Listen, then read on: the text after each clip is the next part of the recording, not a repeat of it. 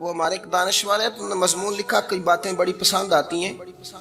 وہ کہتے ہیں کہ میری اہلیہ، ان کو بھی کسی نے نا مس گائیڈ کر دیا تھا، حالانکہ اچھی خاتون ہے، کسی نے مس گائیڈ کر دیا، تو وہ بھی سماجی اور ویلفیئر اور یہ خواتین کو شوق ہوتا ہے نا بننے کا، تو وہ بھی سماج کے اندر اچھا مقام تلاش کرنے کے موڈ میں آ گئی۔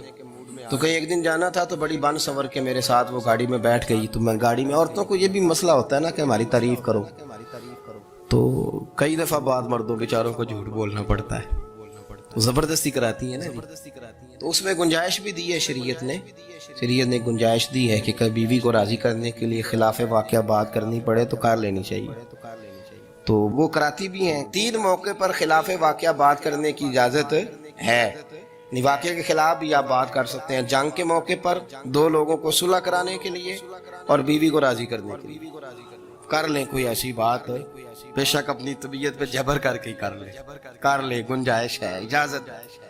تو وہ کہتے ہیں جب وہ گاڑی میں میرے ساتھ بیٹھی بن سور کے، تو وہ تقاضا کرنے لگی کہ میں نے مطلب بڑے اچھے کپڑے پہنے ہیں پر آپ نے توجہ نہیں کرائی۔ وہ سیاںا بندہ تھا، وہ چاہ رہا تھا کہ میری خاتون سمجھ جائیں۔ وہ کہتے ہیں مجھے پتا تھا کہ بیچاری مس گائیڈ ہو گئی ہے، دل کی بڑی اچھی ہے، سیاਣੀ ہے، لیکن اس کو نا کچھ خواتین نے، کچھ لوگوں نے مل کے اس کو ذہن غلط کر دیا ہے کہ سماج میں نکلو، باہر جاؤ، کام کرو، فلاں کرو، اپنی مرضی سے جیو۔ تو میرے ساتھ گاڑی میں بیٹھی کہیں جانے کے لیے، تو مجھ سے کہنے لگی کہ آپ نے میری طرف توجہ ہی نہیں کی، آپ نے کوئی ذکر ہی نہیں کیا کہ میں کیسی لگ رہی ہوں۔ تو وہ کہتے ہیں میں نے اسے کہا کہ اگر تو ناراض نہ ہو تو پھر میں صحیح والی تعریف کر دوں۔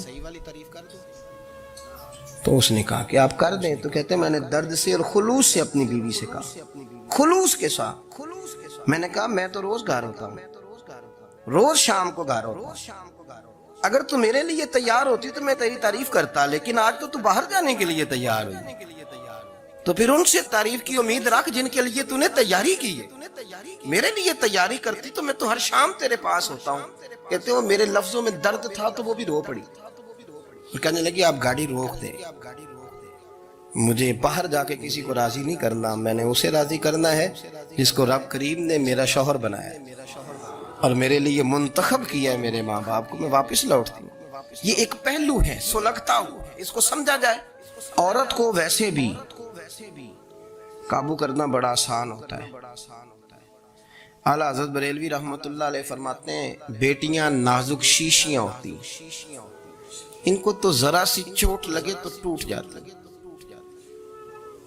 دیکھیں کتنا بڑا جملہ کہا بریلی کے امام، میں نازک شیشیاں، ذرا کوئی آدمی گمراہ کرتا ہے، ذرا خراب کرتا ہے۔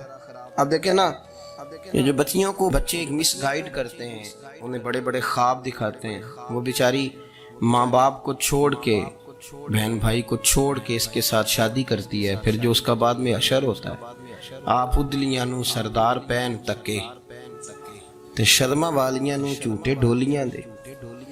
پھر وہ بیچاری ماں باپ رکھتے نہیں، وہ ظلم کرتا ہے، تو کتنی بڑی تکلیف میں وہ بچی آ جاتی، نازک شیشی ہوتی ہے نا تو ٹوٹ جاتی ہے۔ یہی حال اب جدید خواتین اور یہ جو کچھ اینکر پرسن ہیں، یہ اصل میں نا یہ آپ کو سیاست سکھاتے ہیں، لیکن یہ مادر پیدر آزاد لوگ ہیں، بالکل آزاد۔ یہ تو علماء شور نہ کریں، بات نہ کریں، گفتگو نہ کریں، مشائخ بات نہ کریں، اور یہ جو کچھ سنجیدہ اور دینی طبقہ ہے یہ کوئی شور نہ کرے، یہ تو روڈوں پہ ننگے ہو کے آ جائیں معاذ اللہ۔ خوفناک نظریہ رکھتے ہیں یہ، عورت کو کہتے ہیں تیرے حقوق ہم تجھے لے کے دیں گے، مثلاً وہ کون سا حق ہے جو تم نے لے کے دینا ہے؟ میرے نبی کریم صلی اللہ علیہ وسلم نے اس کو بیٹی بھی بنایا ہے، اس کو بہن بھی بنایا ہے، اس کو ماں بھی بنایا ہے، اسے بیوی کا عالی شان رتبہ بھی عطا فرمایا ہے۔ اور چونکہ بیٹی کا بھی حق بڑا بیان کیا جاتا ہے، بہن کا بھی، ماں کا بھی، اور بیوی کے معاملے میں لوگ سمجھتے ہیں کہ زیادہ بات نہیں کرنی چاہیے، شاید مسئلہ خراب ہو جائے، حالانکہ نبی پاک صلی اللہ تعالیٰ علیہ وسلم نے بیوی کے بارے میں پتہ کیا فرمایا؟ فرمایا جب تم نکاح کر لیتے ہو تو اپنا ایمان محفوظ کر لیتے ہو۔ اب میں اس کی شرح نہیں کرتا، آپ خود کر لیجئے گا کہ وہ ایک ایسی شخصیت ہوتی ہے کہ جس کی موجودگی میں آپ کا ایمان محفوظ ہے۔ اب میں نہیں سمجھتا کہ اس سے بڑی بات کوئی اور ہو سکتی ہے، جس کی موجودگی میں آپ کا ایمان، اور بھئی یہ حدیث پاک عرض کر رہا ہوں، نکاح جب کوئی کر لے تو اس نے اپنا ایمان مکمل کر لیا. اس کا معنی یہ ہوا کہ آپ کا ایمان محفوظ ہے اس کی موجودگی میں. تو اس سے زیادہ بھی یعنی ایمان سب سے قیمتی چیز ہے نا, تو اس کے محفوظ ہونے کی وجہ حضور نے نکاح بیان کر دی. اب میرا خیال ہے بی بی اگر کوئی اس سے بڑا حقوق مانگے گی تو بیوقوفی کرے گی. اتنا بڑا درجہ نبی کریم نے اسے عطا کر دی, اتنا بڑا مقام دے دیا کہ تو خامد کے ایمان کے محفوظ ہونے کا ذریعہ بن گئی ہے. عورت کو جو حقوق رسول کریم صلی اللہ تعالی علیہ وسلم نے عطا فرمائے, نبی پاک نے جو حقوق دیے, دیکھیں نا حضرت عبداللہ ابن عمر رضی اللہ تعالیٰ عنہ کی اہلیہ بیمار تھی, تو جلدی جلدی سے وہ آئے. تو جب بہت جلدی ہو, سفر بڑا شدید تھا, تو آپ نے جلدی سے نماز ادا کی, جلدی سے چلے. آپ کے خادم کہنے لگے حضور خیریت ہے؟ فرمایا میری بیوی بیمار ہے.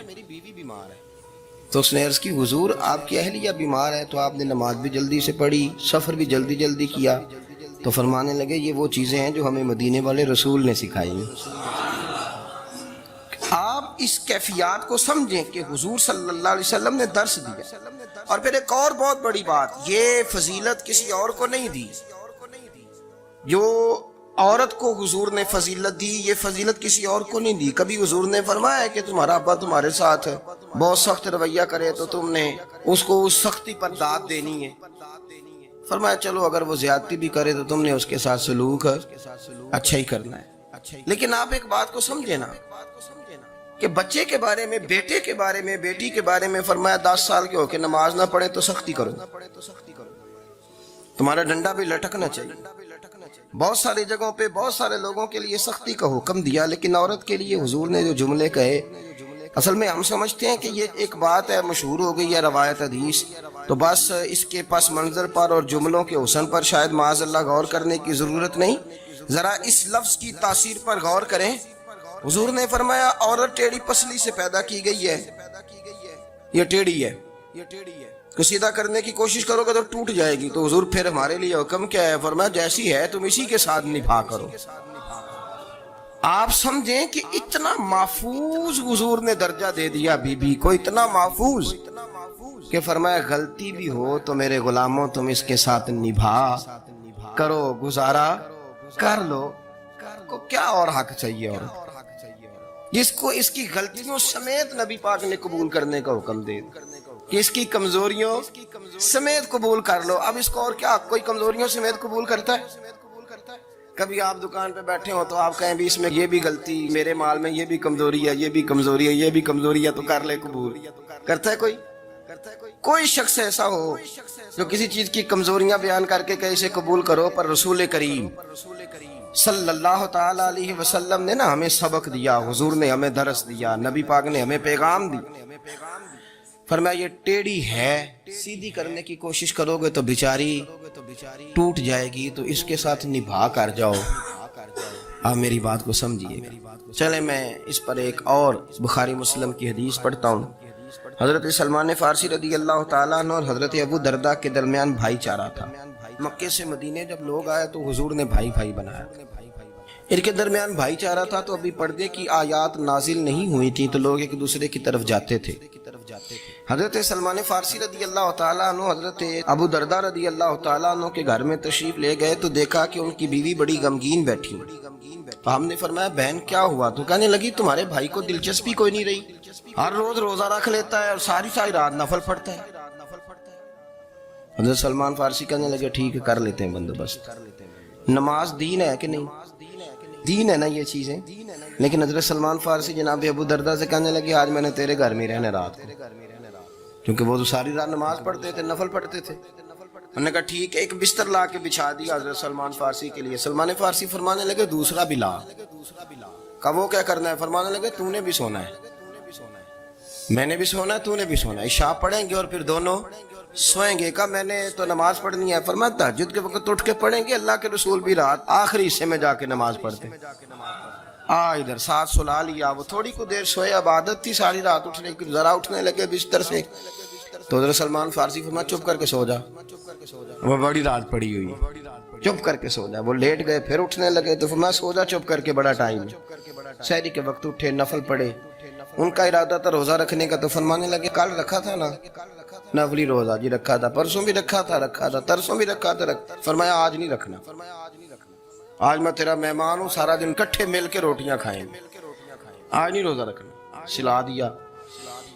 اب حضرت ابو درداء رضی اللہ تعالیٰ عنہ کہہ تو کچھ نہ سکے، پر کہنے لگے سلمان تمہیں پتہ ہے تم کیا کر رہے ہو، نہ تم نے مجھے رات اٹھ کے زیادہ نفل پڑھنے دیے، سویرے روزہ نہیں رکھنے دیا۔ تو حضرت سلمان فارسی کہنے لگے کوئی لمبی بات تو نہیں نا، چلتے ہیں نا ابھی فجر میں مسجد نبی میں، تو نبی پاک کو بتاتے ہیں۔ سرکار دو عالم علیہ السلام کی خدمت میں تو اپنی بات کرنا، میں اپنی کروں گا، حضور نتیجے کا اعلان فرما دیں کہ بات طے ہو جائے گی۔ حاضر خدمت ہوئے، عرض کی یا رسول اللہ صلی اللہ تعالیٰ علیہ وسلم یہ ساری رات نفل پڑھتے ہیں، ہر روز روزہ رکھتے ہیں، ان کی اہلیہ غمگین بیٹھی ہیں، حکم فرمائے۔ تو نبی پاک صلی اللہ علیہ وسلم نے فرمایا پھر ہوا کیا؟ یا رسول اللہ میں نے رات سلایا ہے، سحری میں اٹھایا ہے، سویرے روزہ نہیں رکھنے دیا۔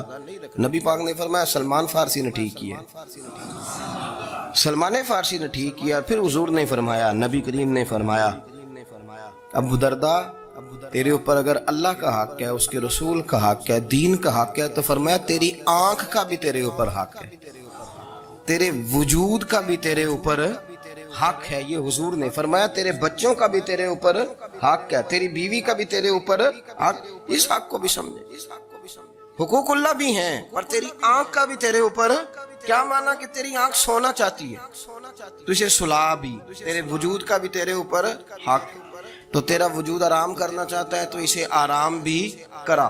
اور پھر وہاں نبی پاک صلی اللہ علیہ وسلم نے فرمایا میں تم سب سننا یہ لفظ حدیث کے، حضور نے اسی موقع پر فرمایا میں تم سب سے زیادہ اپنے رب کو جانتا ہوں اور میں تم سب سے بڑھ کر اپنے رب سے ڈرتا ہوں۔ حضور فرمانے لگے میں روزہ بھی رکھتا ہوں، افطار بھی کرتا ہوں، یعنی کبھی رکھتا ہوں اور کبھی نہیں رکھتا۔ فرمایا میں نفل بھی پڑھتا ہوں اور اپنی بیویوں کو وقت بھی دیتا ہوں۔ سرکار مسجد میں بھی آتے تھے، نواسوں کے ساتھ کھیلا بھی کرتے، ان کے ساتھ پیار بھی کرتے۔ تو اتنے بڑے حقوق حضور نے بیان فرمایا عورتوں کہ تمہاری بیوی کا بھی تمہارے اوپر۔ لو ایک حدیث بخاری کی اور یہاں بیان کر دیتا ہوں۔ ایک شخص نے آ کے عرض کی یا رسول اللہ صلی اللہ تعالی علیہ وسلم جہاد کے لیے تیاری ہو گئی ہے، صفیں بن رہی ہیں، مجاہدین کی تیاری ہے، تو میرا بھی نام لکھ دیا گیا ہے مجاہدوں کی لسٹ میں، لیکن یا رسول اللہ صلی اللہ تعالی علیہ وسلم میری بیوی نے حج کی تیاری کر لی ہے اور میرے دوستوں نے صحابہ نے میرا نام مجاہدین کی لسٹ میں لکھ دیا، تو میرے لیے کیا حکم ہے؟ یہ بخاری مسلم ہے۔ تو نبی پاک صلی اللہ تعالی علیہ وسلم نے فرمایا جہاد پہ کوئی اور چلا جائے گا تو بیوی کے ساتھ حج کرنے جا، اسے محرم کی ضرورت ہے، وہ تیرے بغیر کیسے جائے گی؟ مجاہدین کو تو اور مجاہد مل جائے گا، پر تو اپنی بیوی کے ساتھ جانا۔ نبی پاک صلی اللہ علیہ وسلم نے مرد کو محافظ بنایا ہے، عورت کو مرد کا قیدی نہیں بنایا، بلکہ عورت کو حفاظت عطا کی اور مرد کو اس کا محافظ بنایا۔ اب بچیاں آزاد ہونا چاہتی ہیں، اور آزادی بھی وہ والی کہ جو بنیادی طور پر آزادی نہیں، فحاشی ہے۔ میں نے بہت پہلے کہا ہے کہ اسلام بیٹیوں کو قیمتی سمجھتا ہے۔ جس بندے کے پاس 20 تولے سونا ہو وہ چوک میں لے کے نہیں آتا، وہ قیمتی چیز ہے، اس نے چھپا کے رکھی ہوتی ہے۔ تو جو نبی پاک صلی اللہ علیہ وسلم کا کلمہ پڑھنے والے بیویاں، اسلام انہیں قیمتی سمجھتا ہے، کہتا ہے کہ تم قیمتی ہو لہذا گھر کے اندر رہو، تم باہر نہ آؤ۔ لیکن عورتیں ہیں کہ ان کو بلا وجہ لوگ خراب کر دیتے ہیں اور بلا وجہ وہ اس مغالطے کا شکار ہو جاتے ہیں۔ اب آگے بڑھتے ہیں۔ قرآن مجید نے سورہ نور کی آیت نمبر 30 میں کہا کہ کل للمؤمنین یغضوا من ابصارہم، فرمایا کہ اے محبوب علیہ السلام مومن مردوں سے کہہ دو کہ اپنی نظریں جھکا کے رکھیں، اپنی نظریں۔ اور اگلی آیت میں فرمایا وَقُلْ لِلْمُؤْمِنَاتِ یغضضن من ابصارہن، فرمایا کہ اے محبوب مومن عورتوں سے بھی کہہ دو کہ اپنی نظریں جھکا۔ مرد بھی اپنی نظر جھکا کے رکھے گا عورت کی طرف، لیکن یہ ساری پابندی صرف مرد پر نہیں، عورت بھی غیر محرم کا چہرہ نہیں دیکھے، اس پر بھی اسی طرح نظر جھکانے کا حکم ہے، جس طرح کہ وہ ہر دکاندار کو بھائی جان کہہ کے گفتگو کرنے کی اس کو بھی اجازت نہیں ہے کہ وہ سمجھے کہ پابندی تو مرد نے کرنی تھی، میں نے تھوڑی کرنی تھی۔ وہ جس کے پاس جائے، جہاں بھی جائے، ڈاکٹر کے پاس جائے، باہر جائے، تو وہ جس طرح مرضی اس کا دل چاہے وہ بات چیت کرے، اس کی عورت کو بھی اجازت اسلام نہیں دیتا. بنیادی طور پہ اسلام شرم و حیا کا دین ہے. حیا کی بات کرتا ہے. حیا کی جب ہم تعریف کرتے ہیں تو حیا کی تعریف یہ ہے کہ کوئی کبھی چیز دیکھ کے نا تو آپ کی طبیعت میں کراہت محسوس ہو, آپ کوئی غلط جملہ منہ سے نکالتے ہوئے ذرا جھجکیں, آپ کوئی غلط بات کرتے ہوئے تھوڑا بوجھ محسوس کریں. ہمارے ہاں تیزی سے فروغ پایا ہے بے حیائی میں. سنگیوں کی محفلیں, یاروں کی محفلیں, اس میں غلیظ گفتگو ہوتی ہے. اللہ ماشاء. جن دوستوں کو بڑی پاک صاف گفتگو کرنی چاہیے. دوستی کا رشتہ بڑا مقدس رشتہ ہے. جو یہاں ایک دوسرے سے پیار کریں گے جنت میں بھی اکٹھے داخل کیے جائیں گے. شرط یہ ہے کہ پیار اللہ رسول کی رضا کے لیے ہو, لیکن اس کے اندر اگر آپ کی گفتگو کچی ہو, کمزور ہو, فحاشی والی ہو, عریانی والی ہو. ہمارے ہاں تو اب اس کو لوگ فیشن سمجھتے ہیں, اس کو مردانگی کی علامت سمجھتے ہیں کہ وہ جی ساری باتیں جی وہاں ہو گئی, اور جس کا جو جی چاہا اس نے کہا. آپ جب حیا کے دائرے میں ہوتے ہیں تو آپ خود بھی سکون محسوس کرتے ہیں. دیکھیں نا, آپ کو نیند سکون سے کہاں آتی ہے؟ جہاں کمرہ باندھ ہو, چاروں جانب دیوار ہے, اوپر چھت ہے, خالی دروازہ بھی کھلا ہوا ہونا تو جب بندہ سکون لینا چاہتا ہے تو کہتا ہے یار ذرا دروازہ ذرا بند کر دو. وہ اچھی طرح اپنے آپ کو چھپا لیتا ہے نا حیا کے پردے میں, تو اللہ اسے سکون عطا کرتا ہے. اور جو اس سے بھی زیادہ ٹھنڈی نیند میں جانا چاہتا ہے وہ کہتا ہے لائٹ بھی بند کر دو. اب وہ مکمل طور پہ سمجھتا ہے کہ میں چاروں جانب سے چھپ گیا ہوں, اگر میں کھل کے بھی سو جاؤں گا تو میرا چونکہ پردہ قائم ہے تو مجھے کوئی دشواری نہیں ہوگی. آپ جب چھپ جاتے ہیں, جب آپ حیا کے اندر سمٹ جاتے ہیں, جب آپ چادر کے اندر آ جاتے ہیں تو آپ بہت ساری جگہوں پہ آسانی محسوس کرتے ہیں. تو حیا تو آپ کو سکون دیتی ہے, حیا تو دل کو راحت دیتی ہے. میں بڑی ذمہ داری سے بات عرض کرتا ہوں, قرآن مجید نے نا ایک مقام پہ مذاق کو, ایک مزاح ہوتا ہے خوش طبی, وہ نہیں مذاق, مذاق اڑانا. قرآن پاک نے نا مذاق کو ایک جگہ پہ جاہلوں کا طریقہ بھی قرار دیا. بنی اسرائیل کے لوگوں سے حضرت موسیٰ نے کہا کہ گائے ذبح کرو اور ایک ٹکڑا مقتول کو مارو, زندہ ہو کے خود بتا دے گا مجھے کس بندے نے قتل کیا. تو کہنے لگے آپ ہمارے ساتھ مذاق کر رہے ہیں. تو قرآن مجید کہتا ہے کہ حضرت سیدنا موسیٰ علیہ السلام فرمانے لگے اعوذ باللہ ان اکون من الجاہلین. فرمانے لگے میں اللہ کی پناہ مانگتا ہوں کہ میں جاہلوں میں سے ہوں. مذاق کرنا تو جاہلوں کا طریقہ ہے.